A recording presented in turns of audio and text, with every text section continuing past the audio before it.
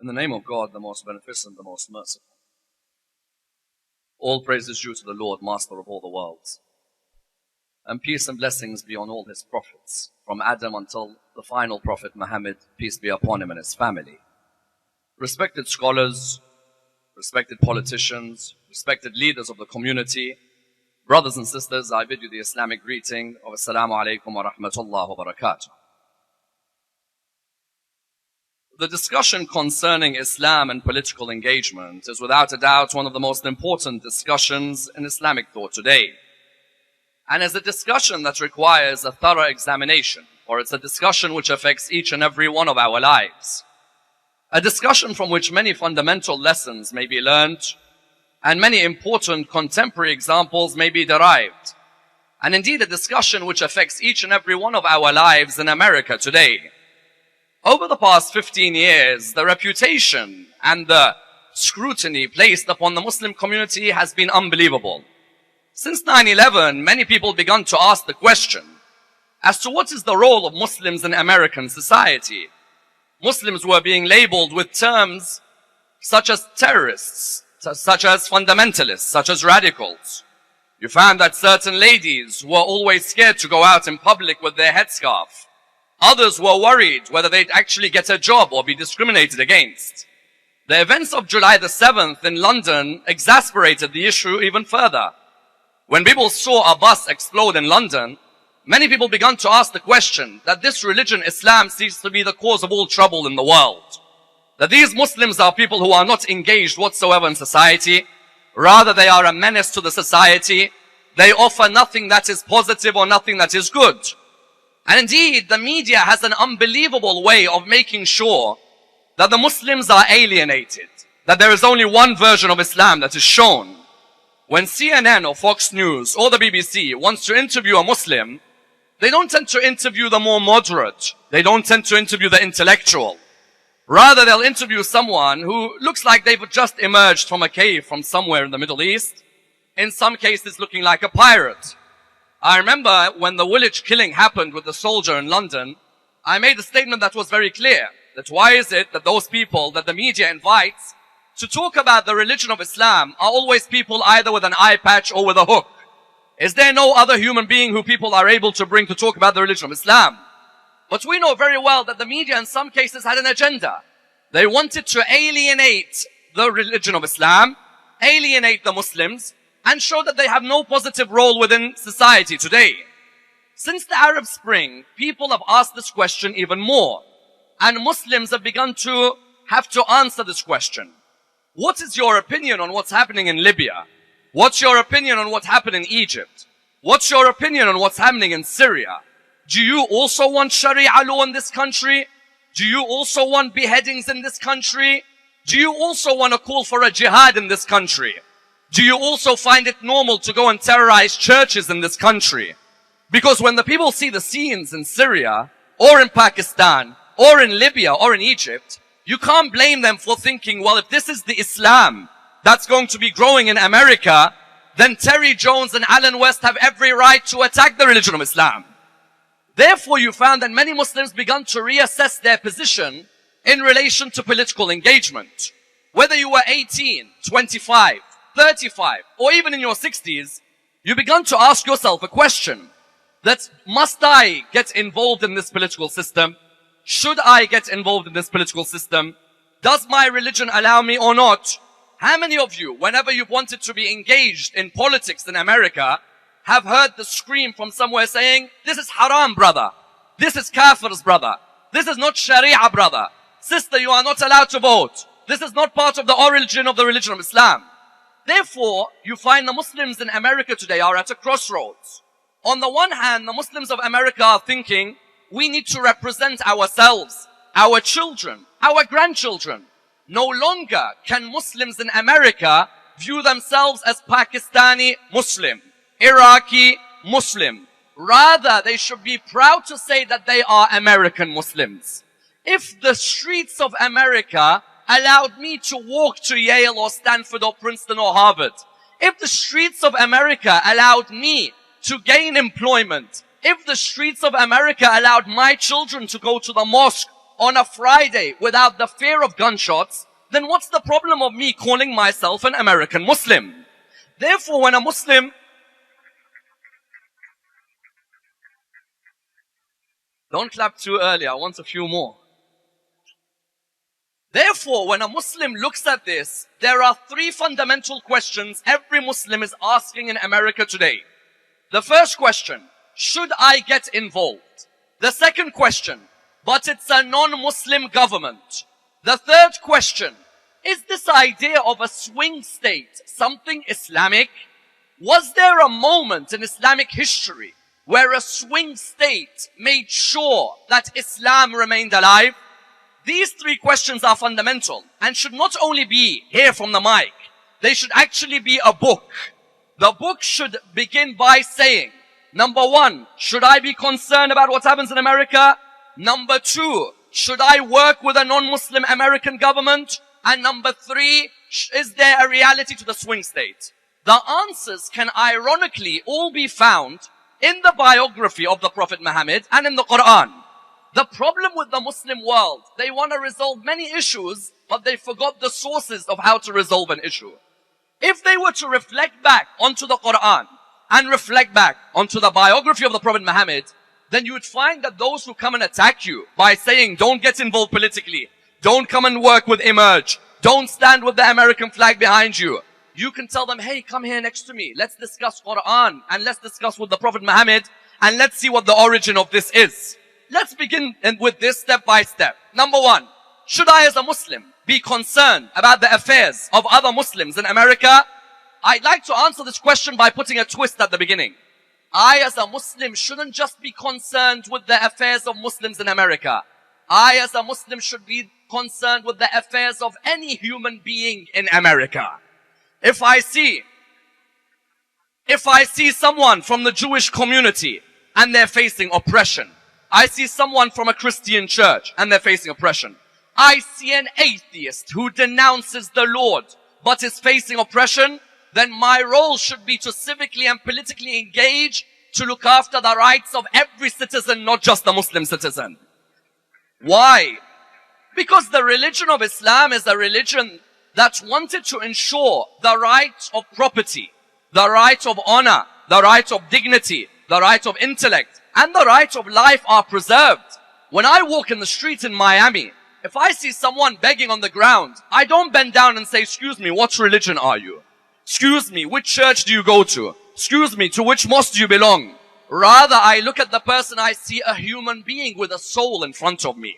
When I see a human being with a soul, he may have adopted the theological conclusion of Christ, or the theological conclusion of Muhammad, or the theological conclusion that there is no Lord. But the point is, he remains a human who sometimes sheds a tear in the middle of the night. He remains a human who sometimes needs shelter from the wind. When Emerge wants to grow, and when I want to use the pun, when it wants to emerge, it can't continue to simply say, this is a voice for Muslims. No, Islam is a means for a voice against injustice. The origin is the human using the religion of Islam. Many Muslims have confused the issue. The Muslims took Islam and then the human is the means. It wasn't meant to be like that. The origin was the evolution and growth of the human being. The means which they took, which they adopted, was the religion of Islam. I remember Imam Ali ibn Abi Talib has a beautiful moment when he was caliph. Imam Ali ibn Abi Talib, son-in-law of the Prophet Muhammad, was walking one day in the street. He saw a Christian man on the ground begging. When he saw the Christian in an Islamic state, he sat down next to the Christian man. His companions looked at him and said to him, "Oh Caliph, you are the Caliph. You should be sitting on a throne rather than sitting with this Christian man." He said, "How did we reach a stage where a Christian begs in an Islamic country?" They said to him, "What do you mean?" He said, "When this man was young, he served to make sure the country grew. Now when he's old, you have the audacity to leave him to beg on the ground. I will not move from my position until one of you sponsors this person and lets him grow." Look at the vision of Ali ibn Abi Talib on this moment. Here is a caliph of Islam. He represents Islam, yet the Christian to him is equally as important as the Muslim. When he sees the Christian, he doesn't look at religion only, he looks at the human being. He tenders and looks after their feelings. Earlier we heard the quotes of Luther King.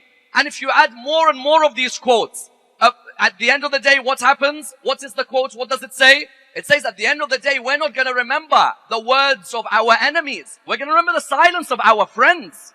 Us as Muslims shouldn't be people who just look after our own interests. We should look after the interests of every citizen in America. Every single one of them should be looked after. But that doesn't deny that should I, as a Muslim, be engaged politically? Should I be concerned? Yes, because of one hadith in particular. Do you know which hadith? There's a hadith I call a devastating hadith. And those of you who've heard my lectures before will know when I say something's devastating, that means it is beautiful. This hadith, what does it say? It says, Bismillah ar-Rahman ar-Rahim. If we were to quote the Holy Prophet, he says, "Man asbaha wa lam yahtam bi umur al-muslimin falaysa bi-muslim." The one who wakes up and is not concerned with the affairs of the Muslims is not a Muslim. What? But I pray? No. But I fast? No. But I've been to Hajj? No. When you wake up in the morning, are you concerned about that girl whose hijab gets snatched off? Are you concerned about that girl who may be sacked because she's a Muslim girl from some of the main stores in America? Are you concerned about that Muslim who's discriminated against because of his color or because of his surname? Are you concerned when you hear of Muslim youth being racially abused? When you wake up in the morning, the Holy Prophet said, Islam isn't just about prayers and fasting. Do you know how many Muslims we have in the world who are dead men walking? What do I mean by dead men walking? Fasting, praying. There is no practical aspect to their life. All you see them mosque 24/7, to the extent that there are some who've even hired their own bed in the mosque. Wallah, there are certain mosques you'll see the same man sleeping there 24/7. You're thinking, why don't you be practical? The Holy Prophet said, Man asbaha, you wake up in the morning, وَلَمْ يَهْتَمْ بِأُمُورِ الْمُسْلِمِينَ فَلَيْسَ بِمُسْلِمٍ. And he's not concerned about the affairs of the Muslims. This person's not a Muslim. Some will say, but Sayyid Ammar, I wake up, I think about what's happening in Palestine. I wake up and I think about what's happening in Karachi. I wake up and I think about what's happening in Iraq. I wake up and I think about what's happening in Lebanon. Yes, you wake up about all of them. You've thought about all those outside. How about those in your own neighborhood? Too many Muslims, you'll see them. Palestine. How about in America? How about your own neighborhood? You can try and change the world, but ya Habibi, change the world one step at a time. Instead of trying to be this world leader who changes the whole earth, no, relax. If the Floridians can look after Florida, and for example, if those in California can look after California, and those in Ohio can look after Ohio, and those in DC, and those in New York, if each one of them can look after an area where a Muslim has a voice, then that's a real Muslim. Why? Because they don't just wake up in the morning and say, hey, what WhatsApp messages did you get today? Hey, what's on Facebook today? Hey, what's on the telly today? No, rather they're straight away asking the question, hey, how are the Muslims doing in our vicinity, in our area? How are they qualifying? Are they being recruited? Can we help others? Why? Because ultimately there is a point that should never be forgotten as to why we should be in politics. And that is, we in the Quran, God says about the Muslim, that the human being is God's caliph on earth, God's representative. I'm a custodian of this earth. How can I not be involved in the political system? This earth belongs as much to me as to anybody else in the country. When God put Adam as a khalifa and said the mountains rejected and everyone else rejected, but the human accepted, don't be that human who is forgetful. Rather be that human who can go back to Allah and say, Ya Allah, thank you for saying I'm your khalifa. I hope I really represented you in the best of ways. Therefore, firstly, if someone says to you, why should I be concerned? Quote them the hadith. Secondly, but someone says, okay, I'm going to be concerned. But you know the president and the Congress and the Senate, these guys aren't Muslim. And I'm a Muslim. So I should only be working for Muslims. Who told you should only be working for Muslims?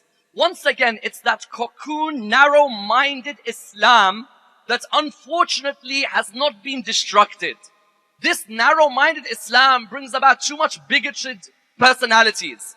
You find in the Quran, Allah subhanahu wa ta'ala makes it clear that there are even prophets of God who beseeched a non-Muslim government to work for them. Someone says where? One of the most profound, if not the most profound story in the Holy Quran is the story of Prophet Yusuf alayhi salam. I'm sure none of you will disagree with me. For Allah subhanahu wa ta'ala, when He says something is ahsan al-qasas, it must be the best of stories. In the story of Prophet Yusuf alayhi salam, Joseph, to the biblical religion, Joseph goes through every trial possible in life. And probably his biggest trial that he faces is a trial many of us wouldn't mind facing, and that is Zulaykha running after him. That trial which Yusuf faces, when he finds himself in that situation, as you all know the story, Joseph is imprisoned. Why? Because the treasurer of Egypt thinks that he's the one who's run after who? He's the one who's run after Zulaykha. Joseph spends years in prison. After spending those years in prison, the king has a dream. Joseph interprets the dream. Joseph shows something beautiful. When the king wants to employ him as his treasurer, listen, any guy who can interpret dreams that well, you want him in your government. When he wants him in his government, Joseph says, first find something out for me. He said, what is it? He said, first find out, was it I that run after Zulaykha or Zulaykha that run after me? Someone says, why? Well, naturally, you don't want to enter politics and you've got a stain on your reputation, correct? And you certainly don't want to leave politics with, excuse the pun, stains on your reputation. No Democrat would laugh at that one, huh? So, when he doesn't want any stain on his reputation, he says, listen, first ask Zulaykha. When Zulaykha finally admits that, you know what, I ran after Yusuf, Yusuf, having been given the offer of being treasurer of a Muslim government? No. Monotheist government? No. Polytheist government? Probably. A person who's a polytheist puts partners to Allah. Probably even the king believed he was close to being God. Yes, later in the story one may argue there was a change. But earlier on in the story, this person had no belief, no idea of Islam or submission to God. Yusuf says something unbelievable in the Quran. قال اجعلني على خزائن الأرض إني حفيظ عليم. Make me the treasurer of your land, for I am someone honorable and someone with knowledge. Why? You're a Muslim. Why are you asking to work for a non-Muslim government? I'm asking not because A, I look at the man as a non-Muslim. Rather, I look at him as a good human being. Correct? If the man's a good human, he's looking for the rights of his people. He's looking to protect their freedoms. A, that's what I'm looking at, not his theological conclusion. B, can I protect the rights? Can I look after the future of my people? Yes, I can. That was the recipe for our political engagement. That a prophet of God, who you'd assume would only say, only me, I have to be the king of this land. No. If it means that I work for this man, I'm an honorable man, I'm not a man of bad reputation, he's a good human being, he's a just human being, then I want to work alongside him. And the king was happy to oblige, and he worked as his treasurer.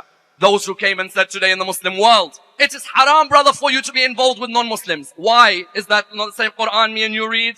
Or have I found a new surah in the Quran? If I'm looking at Prophet Yusuf alayhi salam, and I could see clearly Prophet Yusuf is saying, not the king offers. No, Prophet Yusuf, قَالَ اجْعَلْنِي, I want you to make me. In other words, offering the government that, you know what, if you want my services as a Muslim, then I'm here and I'm ready to be alongside you. That was a pertinent example shown from the Holy Quran. And many of the ulama have even used that example. That if a person ever is doubting working in America, for example, with the political system, as long as they're not compromising their values, then there is no harm whatsoever in that person being politically engaged. Then number 3, someone says, okay, you mentioned the Quran and you mentioned the tradition. But now I see all these stats behind me. I saw swing states and stats and swing states and more stats. And I have to pretend that I'm interested, and I am interested. No doubt. Because why? Because I was thinking to myself, when they keep talking about Florida and Ohio as being swing states, what do they mean by this? Do they mean that there are certain parts of America which can be influential in the future of the religion of Islam? Do they mean that in the swing state there are people who are uncertain which way to go, and that if the people come and speak to the people of that area, then there's going to be a change? If that's the definition, then the Holy Prophet Muhammad himself went through that as well. Someone says, how? Don't mention swing states with the Prophet Muhammad. No, I'll mention swing states. Someone says, that's impossible. The Prophet Muhammad achieved power without a swing state. Not at all.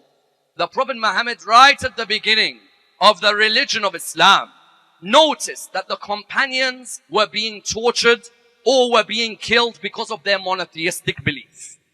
Ammar saw his mother Sumayya and his father Yasir killed in front of him. Ammar was tortured. Bilal was tortured. The other companions were tortured. The Prophet Muhammad now has an option. Either he says, you know what, this message can't spread any further. The Medinians had not offered him to come to Medina yet. Medina was still not with that stability and support. The Prophet Muhammad thought to himself, you know what? Is there a state which will listen to me and may listen to others? But if I go to them and I tell them what I'm about, or I send emissaries to them, could I swing their vote? Could I swing their path in my favor? So he called Ja'far, son of Abu Talib. He said to him, Ja'far, come here, his cousin. He said to him, I want you to go somewhere. He said, where? He said, Abyssinia. The swing state of early Islam was Abyssinia. It was far away. You had to cross the seas. But he told Ja'far, go there. There's a man who listened to all voices. He may go one way, he may go another. But I want you to go there because this man is a good human being. He's a Christian priest. What is he? Muhammad asks for help from a Christian priest. I wish more people would bring this out in CNN and Fox News. That the Prophet Muhammad knows there's a Christian priest, a good human above all else. He tells Ja'far, son of Abu Talib, go you with 82 companions. How many? How big is the religion of Islam today? A billion? A billion and a half? 82 personalities swung a state to protect this religion. Ja'far, son of Abu Talib, went with the rest of the companions. When they went there, they reached the Christian priest. You know, in every generation, you're going to have Patrick Murphy and Alan West, correct? I had the honor of being with Patrick Murphy in a dinner a few weeks ago. Fantastic personality. I thoroughly enjoyed his company. I haven't been with Alan West. I don't think Alan West wants to be with me. But you're always going to have a Patrick Murphy. You're always going to have an Alan West, yes? Likewise in Africa. Ja'far, son of Abu Talib. And I don't mean this in any disrespectful form. I really mean it as exemplary. Ja'far, son of Abu Talib, reaches the Abyssinian king, yes? He knows this is a swing state. He knows there's no point just sitting at home and praying and fasting with the Prophet Muhammad. There's no point just sitting and reading the Quran or whatever of the Quran has come. So Ja'far, son of Abu Talib, goes, and then there is a person at that time who also wants to swing it, and that is Ammar ibn al-As, yes? Ammar ibn al-As, unbelievable politician. Anyone who reads Ammar ibn al-As later will see what cunningness is about. So Ammar ibn al-As is going, and you find Ja'far bin Abu Talib going. And now, they have to be practical. They have to try and swing this vote. They don't say, oh, this is a non-Muslim, I shouldn't be involved. No, no. They all go together. The Christian priest looks at Ammar ibn al-As. He said, what is it that you want? He said, all these people are causing trouble in our homeland. Look how the media works. First, you spread a rumor, cause trouble, yes? He says, these people, Ja'far, son of Abu Talib, his brother Ali, their father Abu Talib, then you've got a whole load of these companions who are coming towards Islam. These people are changing our people. We never brought about this idea men and women are equal. Now they say men and women are equal. The black and the white are equal. That Bilal, my slave, is now someone who can stand up against me. The Abyssinian priest says, okay, I've heard your side of the argument. You, Ja'far, son of Abu Talib, what is it that you've done in Mecca? I want to know about you. Tell me about what's happening in Mecca. Ja'far bin Abu Talib could have easily just sat at home. That Christian priest would know nothing about Islam. But unless we are politically active, then the person, his misconceptions about Islam may go. I don't blame some of the misconceptions out there. Ja'far bin Abu Talib came. When he came, he saw the person. He said to him, what are you not believing in? He said, we believe in all the prophets of God. He said, all of them? He said, yes. He said, name them for me. He said, we believe in Adam, and we believe in Noah, and we believe in Abraham. And from Abraham, there were two lines, the line of Ishmael and the line of Isaac. The line of Isaac went all the way down to Jesus. And the line of Ishmael, we believe, went to the Holy Prophet. He said, tell me about Jesus. You believe in Jesus? He said, yes, we believe in Jesus. He said, what do you say about Jesus? He says, we have a chapter named after his mother, Mary, which the Bible doesn't even have. He said to him, recite for me the words of this. Look now what's happening step by step. Muslim, politically active, realizes there's a good human being, removes the misconceptions about Islam, and then slowly tells the Christian priest, you want to know about the chapter of Mary? He says, yes. He said, what do you say in the chapter? He says, we say Jesus spoke from the cradle. He said, so you're saying that Christ from the cradle spoke? He said, yes, from the cradle. He said, tell me what are his words? He said, قال إني عبد الله آتاني الكتاب وجعلني نبيا وجعلني مباركا أينما كنت وأوصاني بالصلاة والزكاة ما دمت حيا. He said, from the cradle, he said, I am the servant of Allah. He has given me the book and he has made me a prophet. And he has made me establish the four-rate. And he has made me establish the prayer. And he has made me duteous towards my mother. The Christian priest said, "You believe all this about Jesus?" He said, "Yes." Amr ibn al-As interjected. He said, "Yes, but they don't believe in a Trinity." The Christian priest saw this man is trying to rumor monger. But what happens if rumor mongers don't have opposition? Their rumors spread. But when you are active, you're able to turn around to that Alan West of the time and say, "Hey, let me reply back to you now." Ja'far al-Tayyar said, "Yes, we do not believe in the Trinity, but we believe Jesus, son of Mary, is a servant and a prophet of God." The Christian priest at this moment, you know what he did? He took a stick, he drew it on the floor, and he said, "The difference between me and these people is the length of this line. There is only a small difference. They have come out all the way. They believe in Adam. They believe in Noah. They believe in Abraham. They believe even in Moses. And they believe in Jesus. And if Muhammad teaches them to love Jesus, who am I not to respect Muhammad?" You see, there's a conception here that sometimes people think the Prophet Muhammad, Antichrist, devil. I always ask the Christian, if the Prophet Muhammad you see him as an Antichrist or a devil, a man who teaches us to love Jesus, how could he be a devil? The man should always tell us, no, stay away from Christ. But the man taught me to grow up loving Christ. From that moment onwards, Ja'far, son of Abu Talib, with his wife. Anyone know the name of his wife over here? Asma bint Umays, yes? Asma bint Umays, Ja'far bin Abu Talib are the first Muslims to live in Africa. They swung Africa towards them. Their son, Abdullah, married Zainab, daughter of Ali and Fatima. From there, the children continued. May I ask all of you, from 83 companions swinging Africa, may I ask you, how many Muslims are there in Africa today? You see the act of only a few individuals. Then Morocco, Tunisia, Libya, Algeria, move on to the countries in the west and the east and the south, all because the Prophet Muhammad realized, you know what? Go to that state and talk to the man. And if you people are able to swing that state, then you'll see the future of the religion of Islam will be a bright future. And that's why if we take all this on board, how then does Emerge become successful? Firstly, Emerge will be successful without a doubt because of its young, vibrant leadership. I ask all of you in this hall, if you go and study the politics of the Prophet Muhammad, you will not find anyone in his government, when he heads the Islamic State, nobody is above the age of 30. Mu'adh bin Jabal went to Yemen at 29. Osama bin Zayd led an army at 18. Ali bin Abi Talib was in numerous battles from the age of 23 and 24. Ja'far, son of Abu Talib, 29. Attab bin Usayd led Medina in the absence of, led Mecca in the absence of the Prophet Muhammad at the age of 20, 18, 29, 29. Tell me, what was the Prophet Muhammad trying to show us? He was trying to show us that our future is in the youth of our community. That if the youth of our community have the passion, then give them the leadership. Let them lead. If they know their community and their generation better than we do.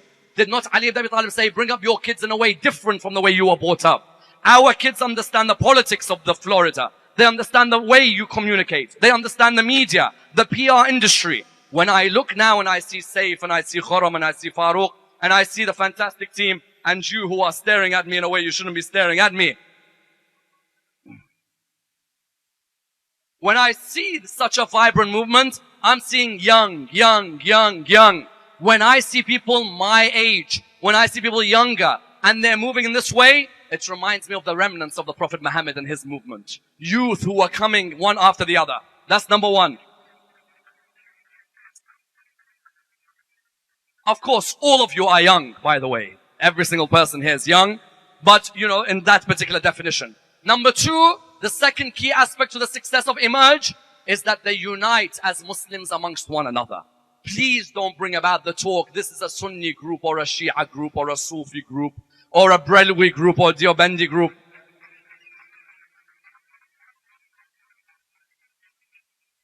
I see a Muslim sister being oppressed. I'm not going to ask, excuse me, does she fold her hand or does she put them by the side? As one famous cleric said, there are people who are debating, should you fold your hands or should you put them on the side? While there are others trying to find ways of cutting our hands. It's important for us to realize that we all came from different boats. Now we're all on the same ship. We, in our past lands, the Shia never met a Sunni. And some Sunnis never met Shia. And some Wahhabis don't want to meet anyone. And the Sufis are Sufis. Every single person comes from their own individual area. However, alhamdulillah, now that we're all in America, just put one word. We are all American Muslims. Full stop.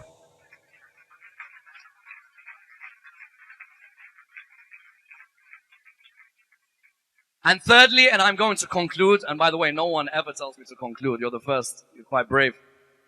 And finally, I'm going to conclude by saying the third recipe: youth, unity, and the third recipe for success: your support, one by one. Your support is fundamental. I'm not just saying monetary support. Some might say, well, you're just asking for monetary. No. Even a pat on the back, according to the Prophet Muhammad, is an act of spirituality. That sometimes a human being needs that. Does not Allah tell him in Surah Yasin, do not let their words grieve you? Sometimes we need someone to pat us on the back and say, well done guys, continue what you're doing. That's the first step. But the second step, your monetary support. If we are able to invest, I promise you, the future for Muslims in America is going to be an unbelievable future. The people will look at the essence of Islam as a way of spirituality, as a way of theology, as a way of ethics, and as a way of law. And they'll see a holistic path which will remind them of the Andalus and its greatness, and remind them of many a great empire. But if we don't support these youth, then do not be surprised if we're not able to change the misconceptions and if we're not able to remove the bigotry. I leave you with one quote, and that quote should be our message for the whole night and the key motto for Emerge. In America, we are all either brothers in faith or we're equals in humanity. Wassalamu alaikum wa rahmatullah.